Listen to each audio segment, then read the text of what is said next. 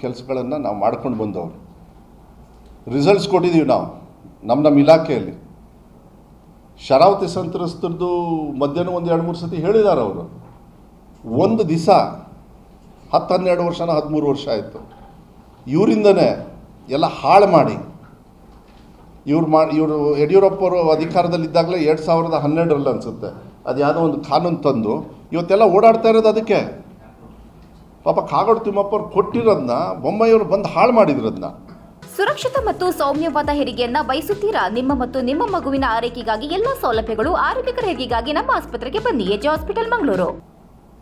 ಬೊಮ್ಮಾಯಿಯವರು ಹಾಳು ಮಾಡಿದರು, ಅದನ್ನು ಇವಾಗ ನಾನು ಕೂತ್ಕೊಂಡು ಅದನ್ನ ಸರಿ ಮಾಡ್ತಾ ಇದ್ದೀವಿ. ಸಿದ್ದರಾಮಯ್ಯವರು ಮೊನ್ನೆನೂ ಕೂಡ DC ಮತ್ತು CEO ಅವ್ರ ಮೀಟಿಂಗ್ಸಲ್ಲಿ 2 ದಿವಸ ನಡೀತು, ತಮಗೆಲ್ಲ ಗೊತ್ತಿದೆ. ಇದನ್ನು ಭಾಳ ಸೀರಿಯಸ್ ಆಗಿ ತಗೊಂಡಿದ್ದಾರೆ.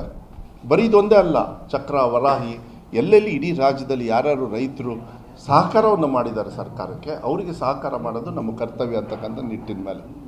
ಅದ್ರ ಜೊತೆಗೆ ನನ್ನ ಇಲಾಖೆಯಲ್ಲಿ ನಿಮಗೆಲ್ಲ ಗೊತ್ತಿದೆ, ಈಗ KPS ಇದರೊಳಗೆಲ್ಲ ನನಗೆ ತುಂಬ ಡಿಮ್ಯಾಂಡ್ ಆಗೋಗ್ಬಿಟ್ಟಿದೆ. ದಾಖಲಾತಿನ ಎಲ್ಲನೂ ಕೂಡ 30 50 ಮಾಡಿದ್ದೀವಿ ಎಲ್ಲ ಕಡೆನೂ KPS.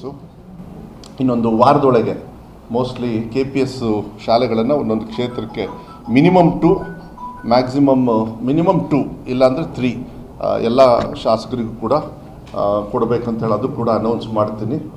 ಮತ್ತು ಬೇರೆ ಬೇರೆ ಶಾಲೆಗಳನ್ನು ಮತ್ತು ದ್ವಿಭಾಷಾ ಇರ್ಬೋದು, LKG UKG ಇರ್ಬೋದು, ಅದನ್ನು ಕೂಡ ಚೆನ್ನಾಗಿ ಆಗ್ತಾಯಿದೆ. ದಾಖಲಾತಿನೂ ಕೂಡ ಚೆನ್ನಾಗಿ ನಡೀತಾ ಇದೆ. 3ನೇ ಎಕ್ಸಾಮು PUC ಮತ್ತು SSLC ಅದು ಕೂಡ ಪ್ಯಾರಲಲ್ ಆಗಿ ಒಳ್ಳೆ ರಿಸಲ್ಟನ್ನು ಕೂಡ ಕೊಡ್ತಾ ಇದೆ.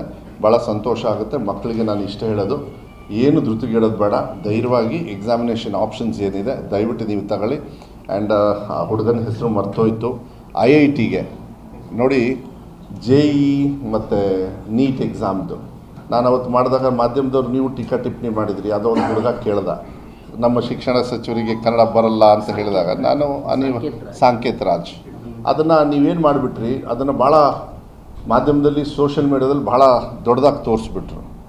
ನಾನು ಹೇಳ್ತೀನಿ, ನಿಮಗೆ ಇವಾಗ ನಾನು ಹೇಳ್ತೀನಿ, ಇದೇ JEE ಮತ್ತು NEET ಇಂಥ ಇದನ್ನು ತಗೊಂಡು ಅವನೇ ಹೇಳ್ಕೊಟ್ಟಿದ್ದಾನೆ. ಸರ್ಕಾರದ ವತಿಯಿಂದ ಇದನ್ನು ಫ್ರೀಯಾಗಿ ಏನು ಮಾಡಿದ್ದಾರೆ, ಬೆಳಗ್ಗೆ ಸಾಯಂಕಾಲ ನಾನು ಶ್ರದ್ಧೆಯಿಂದ ತಗೊಂಡು ಇವತ್ತು IITಗೆ ಯಾವ ಊರು ಗೊತ್ತಿಲ್ಲ, ಅದು IIT ಇದಕ್ಕೆ ಮೆರಿಟ್ ಮೇಲೆ ಅವ್ನು ಸೆಲೆಕ್ಟ್ ಆಗಿದ್ದಾರೆ.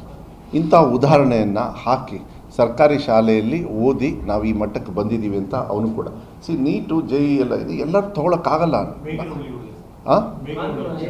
ಇಲ್ಲ ಅದಲ್ಲ, ಚಿಕ್ಕಬಳ್ಳಾಪುರ ಅವನಿಗೂ ಕಾನ್ಪುರ ನೋಡಿ. ಇದೆಲ್ಲ ಯಾಕೆ ಹೇಳ್ತಾ ಇದ್ದೀನಿ ಅಂದರೆ 25,000 ಮಕ್ಕಳಿಗೆ ನಾವು ಫ್ರೀಯಾಗಿ ಕೊಡ್ತಾ ಇದ್ದೀವಿ. ಅದನ್ನು ನಾನು ಅದಕ್ಕೆ ಹೇಳೋದು, ಟೀಕಾ ಟಿಪ್ಪಣಿಗಳು 10-15% ಇರಬೇಕು, ಅದೊಂಥರ ಮಸಾಲ ಇದ್ದಂಗೆ. ಬಟ್ ಎಸೆನ್ಸ್ ನಾವು ಏನು ಕೊಡ್ತೀವಿ ಸರ್ಕಾರದಿಂದ, ಮಾಧ್ಯಮದವರು ನೀವು ಕಳಿಸ್ಲಿಲ್ಲ ಅಂತ ಹೇಳಿದರೆ ಆ ಮಕ್ಕಳಿಗೆ ಅವ್ರ ತಂದೆ ತಾಯಿಯವ್ರಿಗೆ ಟೀಚರ್ಗೆ ಹೆಂಗೆ ಮಾಹಿತಿ ಹೋಗುತ್ತೆ ಹೇಳಿ ನೋಡಿ.